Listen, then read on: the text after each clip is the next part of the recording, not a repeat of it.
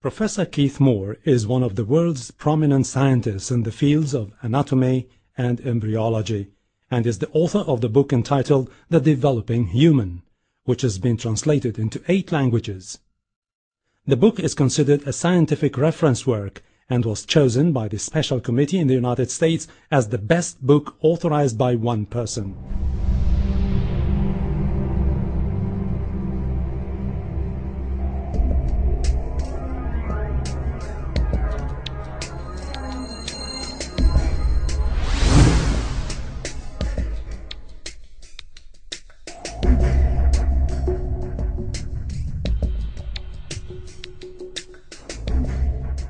In the 1940s, Professor Streeter of the Carnegie Institute of Embryology in Washington, D.C. proposed a system for classifying the stages of human development. His system arranged human embryos in 23 numbered stages based on their differences in appearance. The Carnegie system of classification was used around the world until the 1970s, when a more refined system was proposed by Dr. Ronan O'Reilly of the Carnegie Institute of Embryology, now in San Diego, California.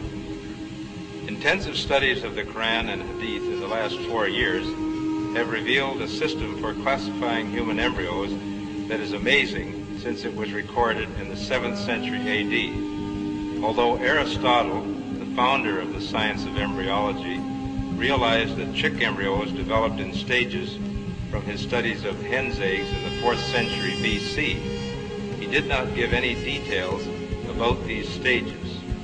As far as it is known from the history of embryology, little was known about the staging and classification of human embryos until the 20th century.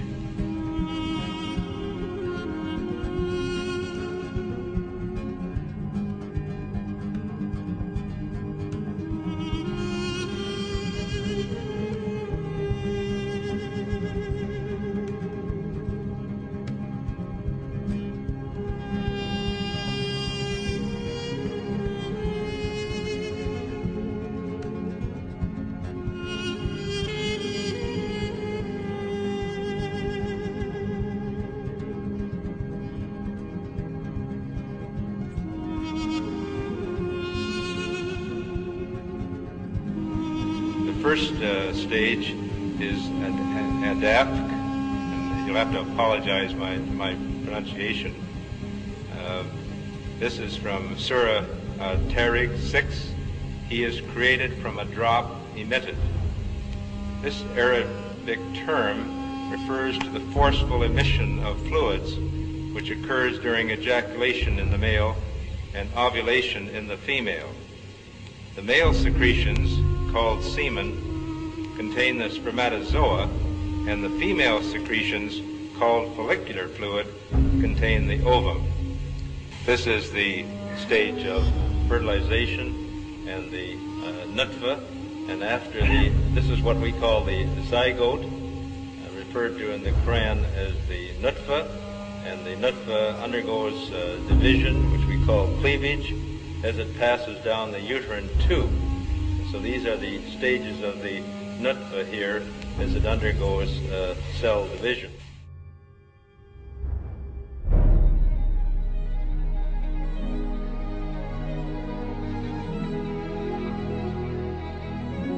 Another important aspect of the information mentioned in the verses of the Quran is the developmental stages of a human in the mother's womb.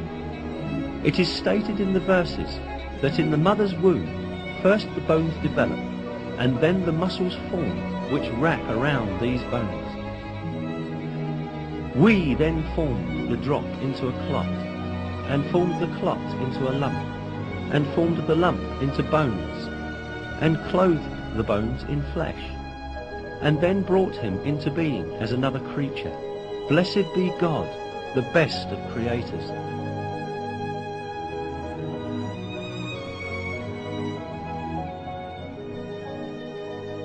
Embryology is a branch of science that studies the development of embryos in the mother's womb.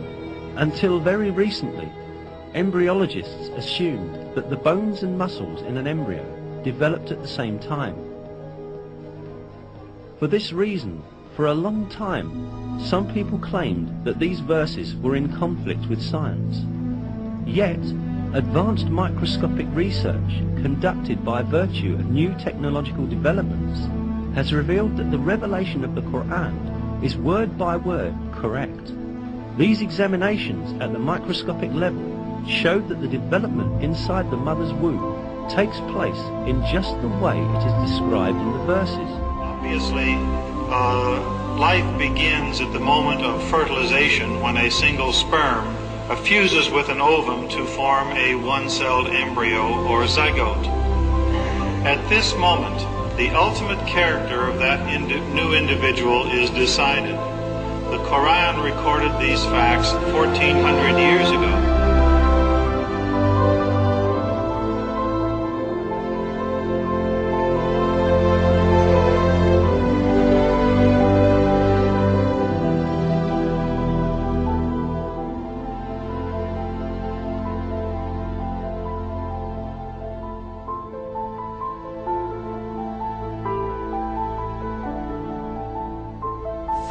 Little was known about the staging and classification of human embryos until the 20th century.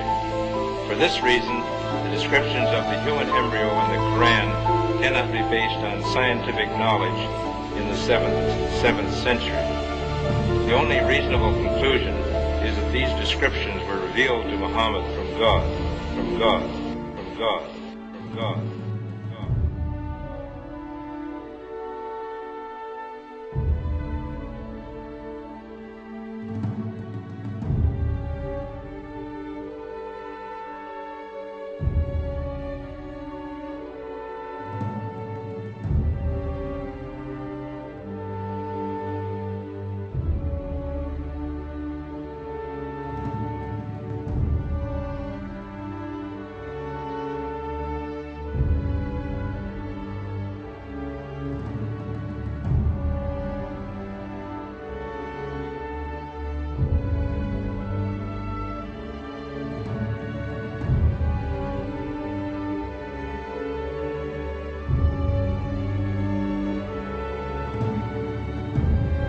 Then we made the sperm drop into a clinging clot, and we made the clot into a lump of flesh, and we made from the lump bones, and we covered the bones with flesh.